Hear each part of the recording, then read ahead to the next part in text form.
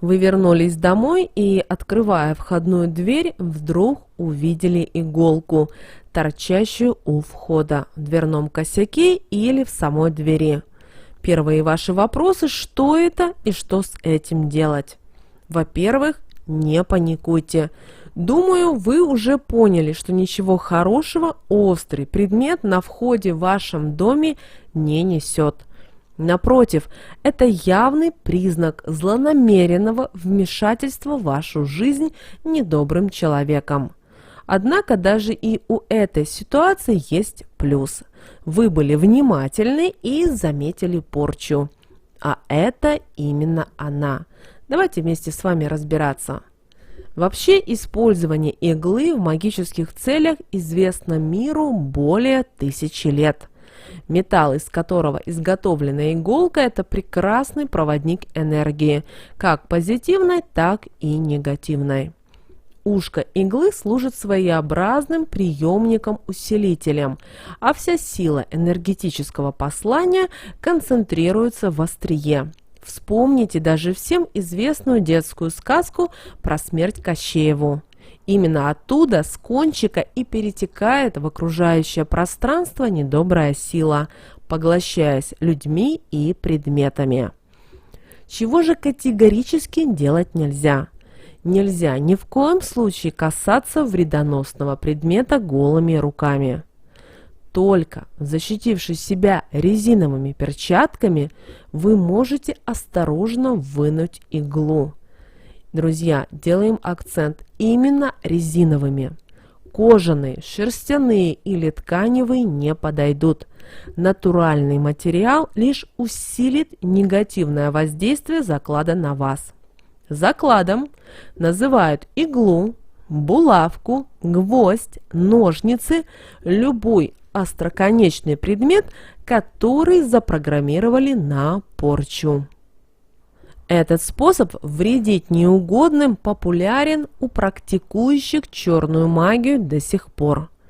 Часто эти предметы даже подкидывают внутрь дома или квартиры, подкладывают под матрас кровати, роняют в укромных углах, втыкают под обои, прячут за массивными шкафами или батареями центрального отопления. То есть стараются выбрать незаметное место в вашей квартире или вашем доме. Таким образом, заклад может пробыть в вашем доме долгие годы, подрывая здоровье домочадцев, сводя на нет семейное счастье и материальное благополучие. Однако, если заговоренный предмет правильно изъять и обезвредить, его сила не исчезает бесследно, а троекратно, усиливаясь, возвращается к самому закладчику. Итак, что мы должны сделать прежде всего? Приготовившись к тому, чтобы сразу же выйти из дома и надеть резиновую перчатку и аккуратно вытащить иголку. Если игла не идет легко, то возьмите плоскогубцы. Главное здесь не сломать иглу. Оставшийся в косяке обломок иглы также опасен. Далее заворачиваем иглу в белую ткань. Все это не снимая перчатки с руки. И уносим наш сверток за пределы квартиры или дома. Конечно же, самый простой способ избавиться от такого опасного предмета – это выбросить его на перекрестке.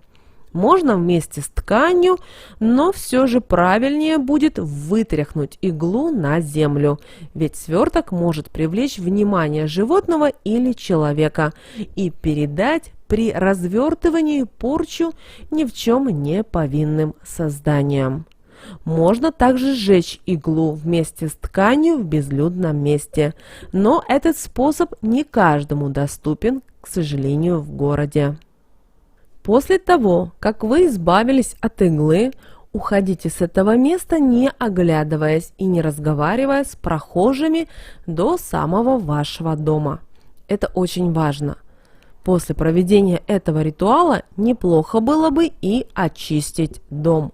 Сделать это несложно. Зажгите в каждой комнате по свече. Причем делайте это поочередно. Сначала в одной, потом в следующей и так далее по всему дому или квартире, включая обязательно кухню, ванную и санузел. На каждое помещение достаточно 5-7 минут. Хорошо, если вы и сами посидите, глядя на ровное пламя свечи.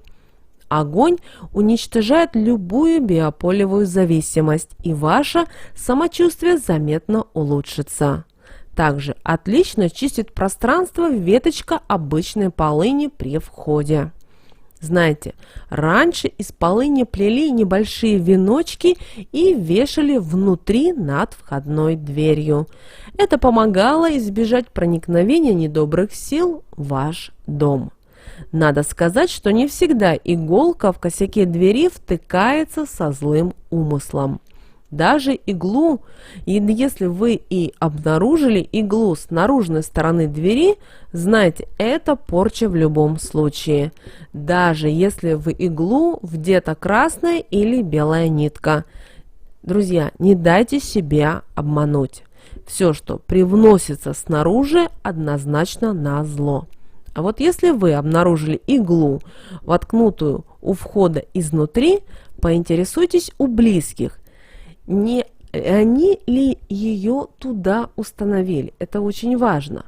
Иногда ваши сведущие бабушки или тети таким образом стараются защитить вашу семью. Но надо помнить, оберегом может считаться острый предмет, воткнутый именно внутри дома или квартиры и именно в дверном проеме. Лучшее место для расположения такой защиты – правый верхний угол косяка двери. Вы сами можете там ее установить. Для этого берете любую иглу из вашей швейной коробки и втыкаете ее, держа голыми руками и произнося при этом следующую фразу: «С добром впускай, со злом отгоняй». После этого вы можете быть уверены, ни один недобрый гость не причинит вреда вашему дому. А если кто-то из тайных недоброжелателей войдет вовнутрь вашего дома или квартиры, знайте, он или она будут чувствовать себя крайне некомфортно и под любым предлогом постараются поскорее уйти восвояси. И так вы поможете себе и своим близким. Друзья, будьте благополучны и счастливы. Ну а с вами, как всегда, был канал Эзотерика для тебя. Друзья, подписывайтесь на наш канал, ставьте лайк этому видео, обязательно в комментариях пишите «принимаю» и «благодарю». Ну, а мы с вами прощаемся, друзья, и услышимся уже с вами в следующем видео.